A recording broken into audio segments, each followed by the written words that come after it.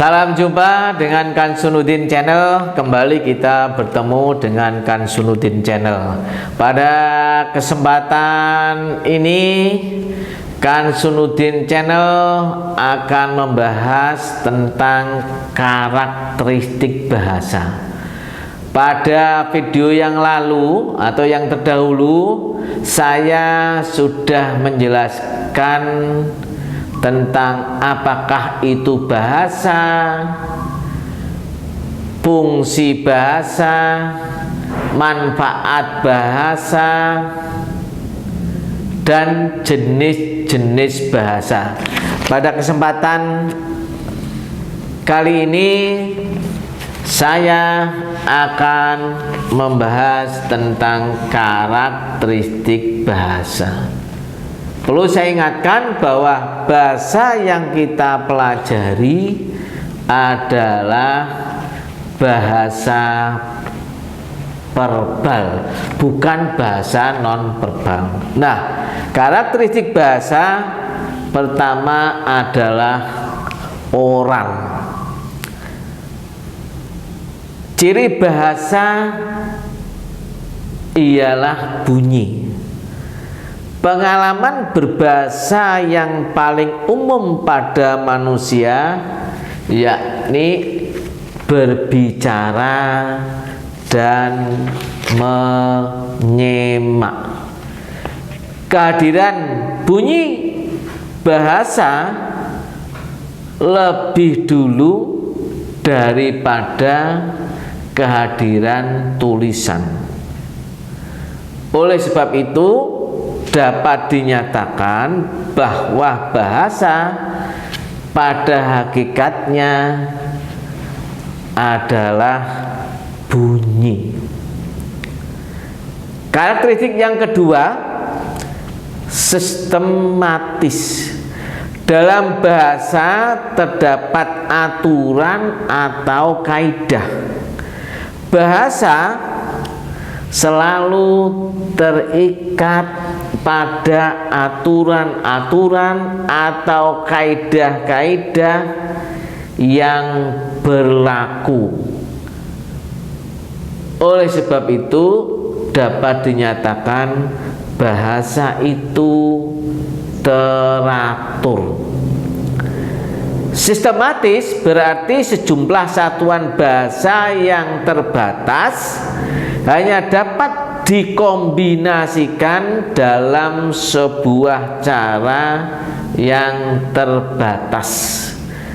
Dalam bahasa Indonesia misalnya terdapat perfect ber. Sekali lagi, dalam bahasa Indonesia misalnya terdapat perfect ber yang dapat berkombinasi dengan verba. Tetapi tidak selalu kombinasi antar perfect ber dan verba menghasilkan bentukan yang gramatikal. Contohnya berlari gramatikal, berkelahi gramatikal, akan tapi bersembelih dan berlihat. Nah, ini menunjukkan bahwa perfect ber yang berkombinasi dengan verba tidak selalu menghasilkan bentukan yang gramatikal. Yang ketiga, bahasa itu arbitrer. Tidak ada kaitan langsung antara lambang dan yang dilambangkan. Kata pencuri misalnya melambangkan orang yang berprofesi mengambil milik orang lain tanpa minta izin dan tanpa setahu pemiliknya. Hal itu tidak dapat dinalar, contoh tersebut yang sudah saya sampaikan tadi. Mengapa lambang yang digunakan adalah kata pencuri dan bukan perampok, pengambil atau pembajak? Mengapa pelambangannya demikian? Hal ini tidak dapat dijawab karena tidak ada kaitan logis antara lambang dan yang dilambangkan. Jadi sifat arbitrer hanya berlaku dalam masyarakat bahasa dalam bentuk kesepakatan atau konvensi. Masyarakat bahasa, saya ulangi, masyarakat bahasa mempunyai kewenangan dalam menentukan lambang-lambang bahasa dan dalam menentukan maujud yang dilambangi oleh lambang-lambang yang bersangkutan. Berikutnya, karakteristik berikutnya yakni simbolis. Pelambangan atau simbol dalam bahasa tidak bersifat individu. Individu tidak dapat menciptakan bentuk-bentuk satuan bahasa sekehendaknya sendiri. Sifat arbitrer itu hanya berlaku dalam masyarakat bahasa dalam bentuk kesepakatan atau konvensi. Masyarakat bahasa mempunyai kewenangan dalam menentukan lambang-lambang bahasa dan dalam menentukan maujud yang dilambangi oleh lambang-lambang yang bersangkutan. Karakteristik berikutnya, konvensi. Sifat arbitrer bahasa itu berlaku secara sosial, jadi tidak berlaku secara individual.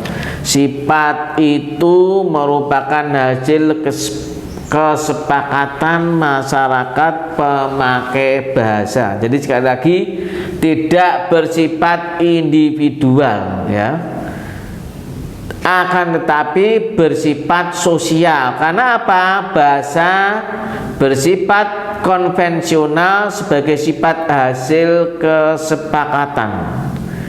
Kesepakatan dibuat masyarakat, tidak bersifat formal, melalui rapat, sidang, musyawarah, kongres, atau rapat raksasa untuk menentukan lambang tertentu. Akan tetapi pemakai bahasa tunduk kepada kesepakatan atau konvensi yang telah dihasilkan. Kemudian karakteristik berikutnya, bahasa itu unik dan universal. Bahasa memiliki ciri-ciri khas yang tidak terdapat pada bahasa lain. Misalnya kata ulang dwiwasana dalam bahasa Madura, lon alon, na anak, reng oreng. Ini adalah ciri khas bahasa Madura yang tidak terdapat dalam bahasa yang lain. Adapun ciri universal yaitu ciri-ciri yang berlaku pada semua bahasa. Misalnya pada setiap bahasa terdapat unsur bunyi yang terpilah menjadi dua, yakni vokal dan konsonan. Adapun dalam tataran jenis kalimat, setiap bahasa memiliki jenis kalimat berita, kalimat tanya, dan kalimat perintah. Karakteristik berikutnya yakni beragam. Keragaman bahasa disebabkan bahasa dipakai oleh kelompok manusia, laki-laki, perempuan, tua dan muda. Kelas sosial sering dijadikan dasar untuk mengklasifikasikan ragam bahasa. Misalnya ada ragam bahasa kelas atas, kelas menengah atas, kelas menengah bawah, dan ragam bahasa kelas bawah. Karakteristik bahasa berikutnya yakni berkembang. Bahasa selalu berkembang dan bersifat dinamis. Jadi bahasa itu tidak pernah stagnan, mandek. Akan tetapi dia berkembang dan bersifat dinamis. Bahasa yang kita kenal sekarang merupakan bahasa yang mengalami perubahan. Misalnya ada kata pizza, riset, hamburger masuk dalam bahasa Indonesia. Kata-kata yang sudah mati, mangkus, sangkil, piawe, dan peringkat dihidupkan lagi. Bentukan baru menggantikan bentukan lama. Misalnya pelatihan menggantikan latihan, simpulan menggantikan kesimpulan. Berikutnya, bahasa itu produktif atau kreatif. Produktif atau kreatif itu merupakan karakter bahasa, dan hal ini bertumpu pada pemakai bahasa. Memakai bahasa dengan pola-pola dan lambang-lambang yang terbatas dapat mengkreasi hal-hal baru. Jadi melalui bahasa kita bisa mengkreasi hal-hal baru. Hal ini menunjukkan bahwa bahasa memiliki karakteristik produktif atau kreatif. Misalnya prasa nominal ketemu prasa nominal ya dapat digunakan untuk menciptakan kalimat-kalimat. Contohnya berikut ini. Anak itu anak saya. Dia teman saya. Dia teman saya. Orang itu guru bahasa Indonesia. Dosen itu tetangga saya. Ini merupakan bahasa memiliki karakteristik produktif dan kreatif. Karena apa? Dengan pola-pola dan lambang-lambang yang terbatas dapat untuk mengkreasi hal-hal yang baru. Karakteristik berikutnya, bahasa itu merupakan fenomena sosial. Bahasa tidak dapat terpisahkan dari kebudayaan. Bahasa dengan kebudayaan berkaitan sangat erat. Bahasa kalau kita sadari, kita cermati, merupakan tata nilai, kebiasaan, dan keyakinan yang kompleks yang membentuk kebudayaan. Cara berperilaku, berpikir, berpakaian, berbicara, itu mengikuti konvensi.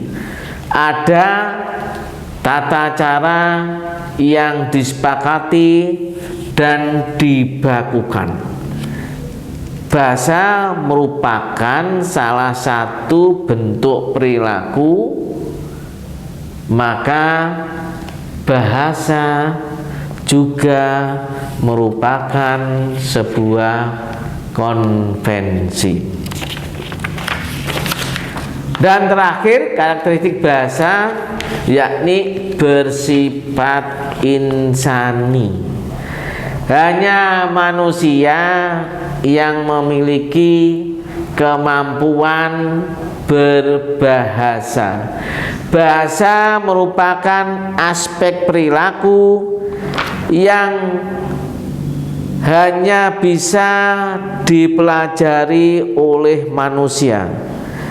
Bahasa menumbuh kembangkan kemampuan manusia untuk berkomunikasi dan menempatkan peradabannya jauh di atas berbagai bentuk kehidupan makhluk yang lain. Para pemirsa, perlu saya ingatkan kembali, secara keseluruhan karakteristik bahasa ada 10. Sekali lagi saya ulangi, pertama oral, kedua sistematis, ketiga arbitrer, keempat konvensional, kelima unik dan universal, keenam beragam, ketujuh berkembang, kedelapan produktif, ke-9 fenomena sosial, dan ke-10 bersifat insani. Ke-10 karakteristik bahasa yang sudah saya jelaskan tadi, saya sarikan dari buku yang sudah saya tulis, yakni Bahasa Indonesia untuk Perguruan Tinggi.